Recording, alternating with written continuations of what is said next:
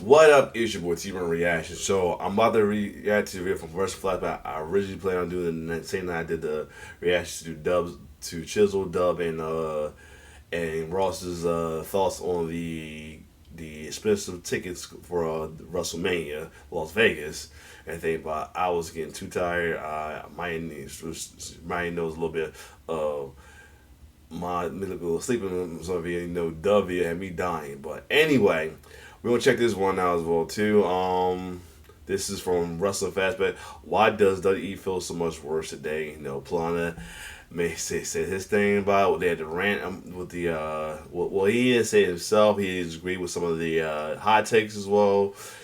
And I gotta say is this. It's not as bad, but it's like I guess with the whole thing with the tickets prices with WrestleMania, the ESPN thing, and how things went since WrestleMania 40. It's a lot of fans feel so. And as of lately, a lot of and it's been repetitive. Storylines has been somewhat repetitive as well too. The book has been a little suspect. I have my thoughts on how the book is as well too. It's turned with the face of the hills as of late as well too. And with not just the main roster, but NXT a little bit too, but I think that was just that crowd. It was determined as that crowd was because the match with Tyra May and Tavion Hyde versus Chelsea Green and Ethan.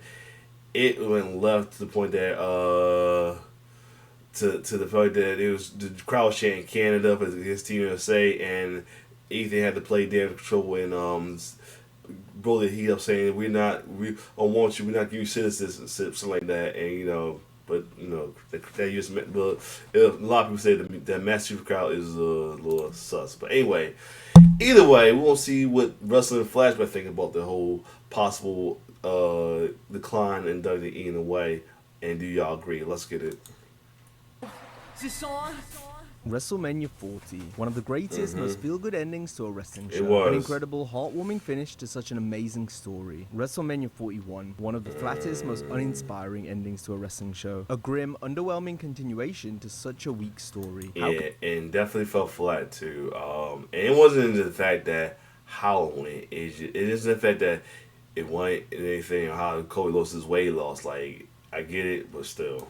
Could WWE fans be riding so high in 2024, only to feel so shot down 1 year later? How can you finish one story so beautifully, only to leave the other without a proper ending? Today, we're going to be exploring how the company has dropped off when it comes to storytelling, fan morale, and overall excitement. We'll assess the company's biggest storyline of 2025, while also asking ourselves, what does this version of WWE value most? The story, the moment, or the money? Sure, business might still be up, but how has that affected you as the consumer? Is this product worth the hefty price of admission? We'll be discussing all of this and more today, as we highlight why WWE feels so much worse today. WWE thrived from 2022 to 24 amidst a creative and business hot streak that fans dubbed the Renaissance era. After years of fragmented storytelling, fans were rewarded for their emotional investment with incredible edge-of-seat stories that led to fantastic shows, as the power of the fans helped finish WWE's biggest story the right way, creating magic from the chaos. If you sort of relax and let the process take place, something magical will come out of this chaos.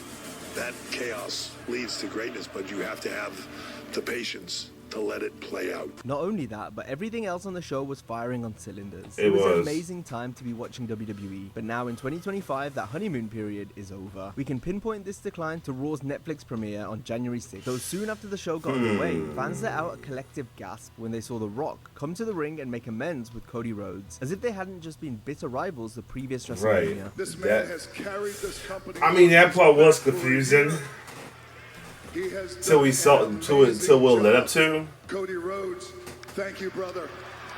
Rhodes finished his story capturing the WWE Championship, but his rivalry with Rock still had more on the table. Plus, the two previous times we'd seen the final boss since Mania, he made it clear the American Nightmare was still in crosshairs. When The Rock comes back, Cody, whether you're champion or you're not champion, The Rock is going to come back for you.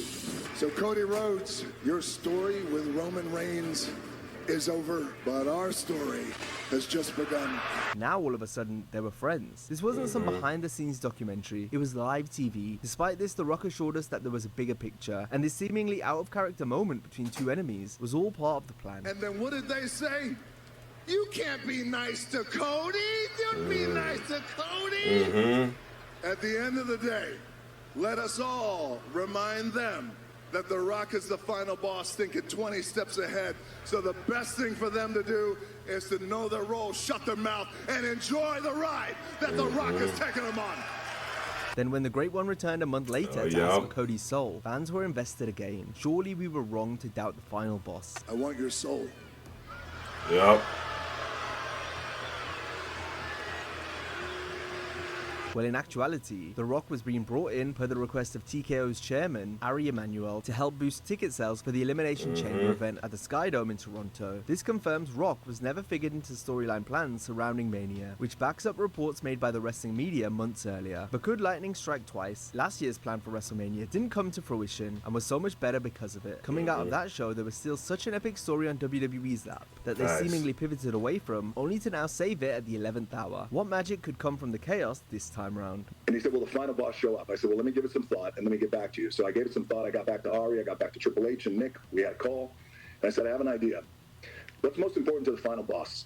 The most important thing to the final boss isn't titles. It's not money. It's not fame. Been there, done that, and grateful for that. Final boss wants your soul. Then came the Chamber. John Cena finally turned heel, and just like that, we were off to the races for another incredible ride the final boss was taking us on. Yeah.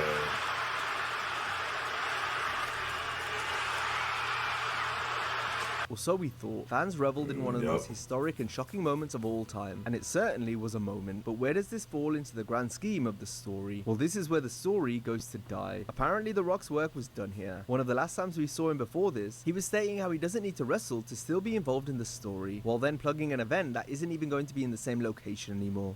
It never has to culminate to a match. That's a really special place to be, I think. Like creatively, and when you just think character-wise. Not wanting to wrestle is fair enough, but we at least expected to see him finish his part of the story True, at WrestleMania. that's More on the that thing. later. Nevertheless, The Rock's individual stories with Roman Reigns, Cody Rhodes, and even John Cena were officially abandoned or put on hold until further notice. Oh, and Travis Scott was there too, but he was gone in no time also. Did a 6-minute run-in at WrestleMania and screw up our damn main event. Travis Scott. Which happened, by the way. Sometimes you end up where it's they think they want to do it and they think they're going to be dedicated to it, and they're not. And then other times you end up with Bad Bunny, or you end up with Jelly, or somebody that's super dedicated to it and just wants to go all in. What about the Rock component and the Travis Scott component? It didn't seem like there was a payoff to all of that. There was. It fell apart, and we moved forward without it. What fell apart? The whole deal with Travis Scott. And then everybody goes back to their normal lives, and the people that were supposed to be on my team, they left. And they left me alone, trying to pretend to be something I'm not. So now let's circle back to the finish of WrestleMania 41. Now, Cena wins to close out a main event. I don't know how that. I think that was like the end. That was like the promo from the SmackDown for SummerSlam, and he turned face and finished her face. This could be what they could do is come back to it though, like say a lot. I think Polanski had Rock be the final boss or some shit, like the final opponent for Cena or something like that. Polanski got a new view about who should retire Cena and all that and anything, or have some involvement of it. I mean, maybe he put Brock in this situation as well too, and then could lead to the match that a lot of people waiting for, Roman versus The Rock as well too. He got a lot going. Well, no, it could happen because the situation with Paul and the Vision can end, or it can end at there, or it can end with Seth him and Seth going at it in Royal Rumble and leave WrestleMania for him and Rock. Who knows? But anyway, let's keep going. And hardly befitting the biggest show of the year, fans watch on dejected. We've seen some anticlimactic endings to Mania before, but this one stings extra hard. Like I said, it was because, like I say, he didn't give me a reason to be pissed off at John. He just gave me a what the fuck. But then again, it was all you get nothing as well too. I guess the only one who was happy by it is whoever was just the dickheads that was just love that was happy that John Cena turned heel and Cody lost his belt as well too. Like just the ones that deal with in the other group though, The biggest babyface since Cena finished his story, then set up a match with The Rock, only to not go through with it, but have John finally turn heel after 20 years, and yet somehow screwed that up as well. Cena's turn had created such an iconic moment, fans couldn't wait for the follow-up. Indeed, the story had shifted, just like it had done last year on the road to WrestleMania, but The Rock was correct. I'm not sure I said on this one, but I just said that whole John Cena thing, I think I said it before, that it was like a disaster that happened in a way. It's because like the timing was just bad as well too. And John Cena was trying to make it so that he could be a heel, not another heel that is light, because he knows the story. He been on the other end of the heel being more loved than him and all that as well too. He wanted it to be like that. So that's why he did the whole nothing thing instead of changing it to either go to the Dr. Thundernom or getting new music and everything, because that what fans want and they will cheer for it. And then on top of it off, it's his retirement tour, so it's gonna be hard for fans to try to boo him. They did, but as far as long as they could, though. In that his feud with Cody didn't necessarily have to lead to a match between he and Rhodes yet, so John stepping in on his retirement tour whilst portraying a heel for the first time since 2003 was a welcome replacement given Rock didn't want to wrestle. However, when it came to the execution, Cena as a heel missed the mark. He opted for the low-hanging fruit because of the fans' excuse for turning, which would have worked in 2012 when he actually was getting booed out of every arena, but by this point that just hadn't been true close to 10 years. It's been the same damn noise for 25 years. I've been the victim of an abusive relationship. Plus, Cena's relationship with the audience was more nuanced than that, something he'd always made clear in his promos. Yet coming out of the long-awaited turn, they went for a more surface-level storytelling approach. I am going to ruin wrestling. I will be the last real champion in WWE. I don't bury talent. I bury mediocrity. But if we look at his work before the turn, John had spoken about not winning a televised singles match since 2018. Then in an outside interview, Cena admitted he'd lost a step, which was the reason for calling it quits. On the show, John had been defeated rather easily by mid-carders such as Austin Theory and Solo Sikoa. John even pounced on a cheap victory to win the recent Elimination Chamber, something the Super Cena of old would never have done. But suddenly, following the heel turn, the narrative shifted. Gone was the talk of John not being able to keep up, or turning the math around as he put it, when it came to finally winning singles matches. Even though Cena was cheating to win every match, the announcers never truly mentioned why. Oh! Cena went low! AA delivered! The fact that deep down John knew he'd lost a step, so he had to turn and then cheat to still be able to keep up or win matches. Instead, it was just the same "you people mean nothing to me" promo every week. You don't mean anything to me. We had wanted to see Cena as a heel for so long, and now we had it. It sure made for one hell of a moment, but what about the story? The act of John selling his soul to The Rock wasn't spoken about much in the build to Cena vs. Rhodes, even though after the Chamber, everyone was expecting to see Rock again, including Triple H. Do we hold on you doing anything physical where it's just you sort of overseeing all the shit? I sort of felt like leave the physical on John. The heat is that you orchestrated it. Right. And sort of like in the movie, the top fucking ultimate bad guy that you got to get through don't do physical shit until later in the film. But the final boss's role in the story was done, so he didn't appear at WrestleMania 41. Then 2 days later, Rock appeared on the Pat McAfee show, taking questions but dancing around the answers. It was not hard to figure out how he really felt if you read between the lines. I would have finessed things a little differently on how they got there, but that's just me creatively. There are a lot of minds in the room. That's my thought. Rock claimed it was his decision to step away, but his reasoning only shed further light on how disjointed the story was, both on screen and off. The best thing for the final boss, we've established this idea of Cody's soul. We can always come back to it. I did feel, and I made the call, I don't want to be involved in that. Step back. Let the final boss step back into the shadows. Let all the spotlight go to John. Let it go to Cody. Let's not make it about Cody's soul eventually or John's soul. Let's let them do what they do. Someday we will know more, but for now we have to take the situation as it is. And what it seems like is that instead of following a long-term story, The Rock inserts himself as he pleases without committing to an end game, thus leaving Triple H to pick up the pieces creatively. How in the world could you shoot that angle and conclude, I feel like my work is done? literally, at that angle, his work had just begun. The Rock has previously said he can always control his schedule if it means coming back to create something truly seismic. So why leave such a huge story like this unfinished? It's not hard to surmise there were creative differences behind the scenes, something Rock essentially admitted on the McAfee show in a roundabout way. All of this after previously assuring people there was more to come. I also want to encourage the fans, whether they're hardcore fans or not hardcore fans who just enjoy the product, take your time, take a breath. It's all going to unfold. It's okay. And now, by the way, not everyone's going to like everything that we present, and that's okay too. Trust me when I tell you, we are thinking about this stuff and long gaming this. If what we got was the end result of Rock putting his pencil down, then who's to say he won't do the same thing again amidst another creative power struggle down the line, especially when it's already happened 2 years in a row. Either way, at this point, The Rock and Triple H owe it to the people to not let this happen again. He comes in every year. Corny, Lord Corny. Fuck shit up. What if Ari didn't make that phone call to The Rock? What would have been the story in the match at WrestleMania 41? Because it wouldn't have been what we saw.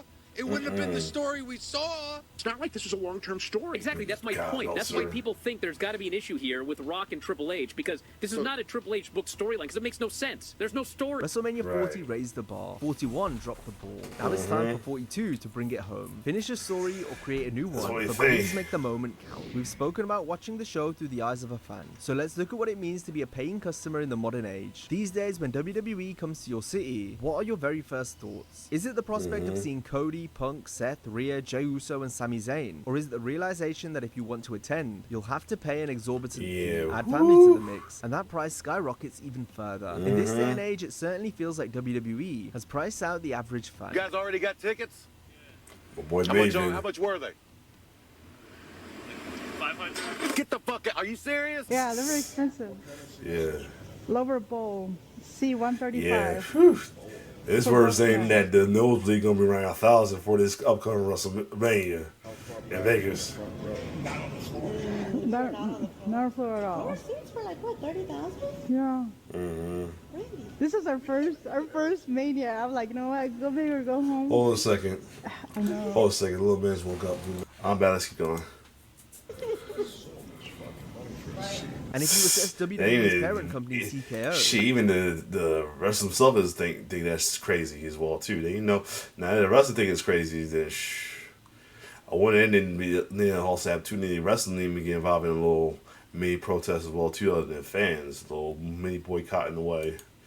And their business model, then you realize quite quickly they're about making as much money as possible at all costs. It's not just the fans that suffer either. The company will take a week of events from an entire city on short notice if it means maximizing profits. Also, if you actually want to meet the wrestlers up close in person, then be prepared to pay eye-watering prices for VIP packages that talk a big game but often under-deliver, unless you pay even more money to get the most glamorous package. Seeing these prices is understandable if you'd rather just watch from home, but doing that is still going to set you back. To watch Raw, you must have a Netflix subscription. For SmackDown, you'll need cable. To see PLEs and check out the archives, that'll require Peacock, or an additional ESPN package come 2026. All in all, it's costly to watch WWE in this day and age, but the company's gonna make more money despite themselves. So in their eyes, why not do everything to maximize profits to their full potential? It reminds us of a 2021 quote from WWE President Nick Khan, which puts this all into perspective. And as you know, in the television and streaming space, great success means great profit.